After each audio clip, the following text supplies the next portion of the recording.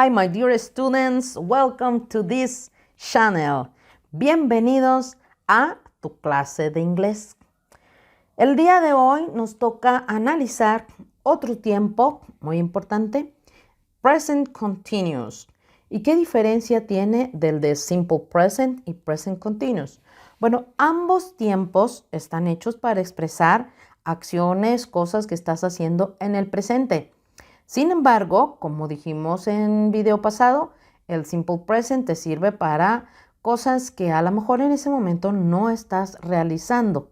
Sin embargo, son hechos, son características, son cosas que sabes hacer, rutinas. Pero el presente continuo te va a servir para decir lo que estás haciendo ahorita, ahora, en este momento, en este semestre, en este año, en esta época, en este verano. Estamos hablando de acciones que estás realizando en cierto periodo de tiempo. Pero estas acciones, por ejemplo, yo estoy explicando en este momento, ¿sí? I am explaining in this moment. Y vamos a ver algunas partes algunas frases que te van a servir para identificar cuándo es presente continuo. Okay, let's do it. Okay, the present continuous or present progressive is the same tense. You can find this verb as continuous or progressive. We are talking about the same tense. Okay, this tense is when you need to express an action that you are doing in a specific time. For example, if you want to express something that you are doing in this moment or in this semester or in this year, then you need to use this kind of tense, the present continuous. And how are you going to write? How are you going to use the grammar? For example, I am going to take this verb, eat. It's very easy because in this tense we have to use the verb to be, and we are going to use the verb to be in present because we are talking about the present continuous.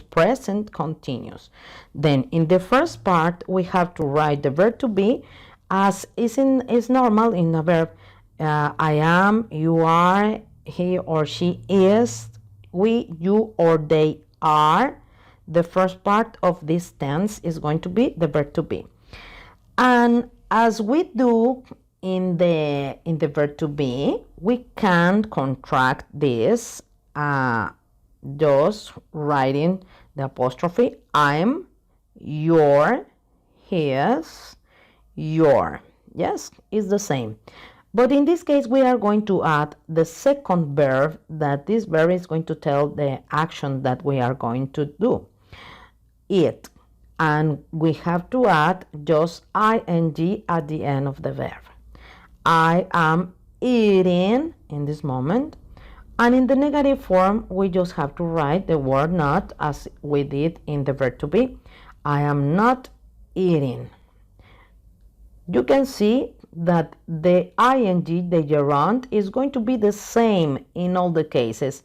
For the affirmative, for the negative, for the question, always the verb is going to be the same, never is going to change. What is going to change? Just the verb to be. The verb to be is the verb that is going to tell us who is doing the action and in which tense are we expressing the action, if it's present or is past.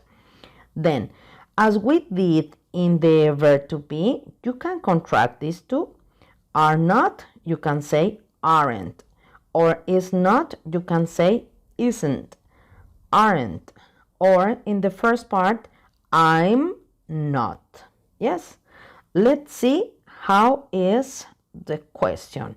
We are going to make a yes/no question because the name of this question is yes/no question because the answer is yes or not.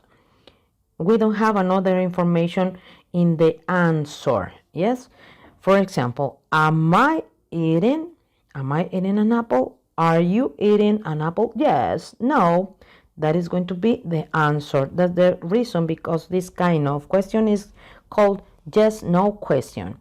And it's the same for the verb who is doing the action. Is the same. You can see that this verb is not going to change. Always the gerund is going to be the same. And in the question, you are going to begin, if the verb to be is present, you are going to be you are going to begin the sentence, the question, using the verb to be am, are, is, or are. Of course, the verb has to be in present because we are talking about the present continuous, present.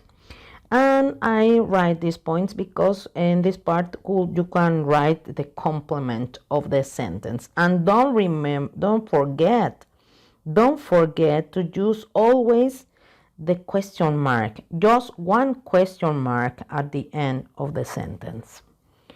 But let's see some rules that you have to apply to write this ing. They are very easy. Let's see.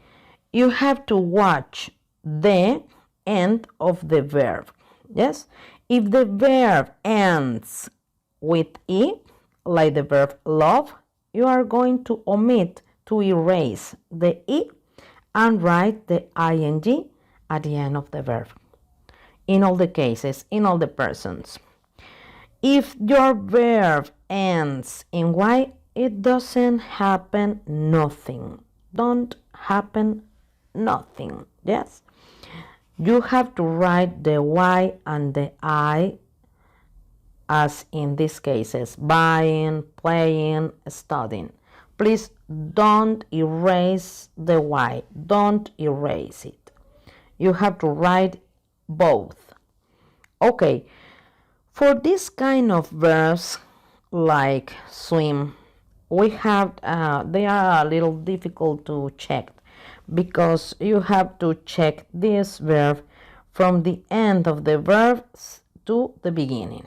Then we have to check if we have a consonant, a vowel, a consonant, and if the verb is composed by one or two syllables.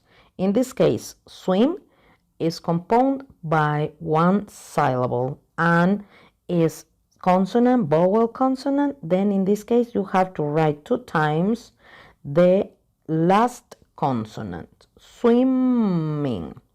But in the pronunciation is the same, swimming, yes? And what happens if the verb ends in IE, like this verb, die? Then, if you remember, if the verb ends in E, we have to erase the E and write ing. And we must do this, but in this case, this is a horrible thing. It's a mistake, a big mistake. Then we are going to change this I for a Y. Yes, dying. Just if the verb ends in IE, you have to change the I for a Y and write the ing at the end of the verb. Okay, that's all for this tense. I hope to see you in the next video. Bye bye.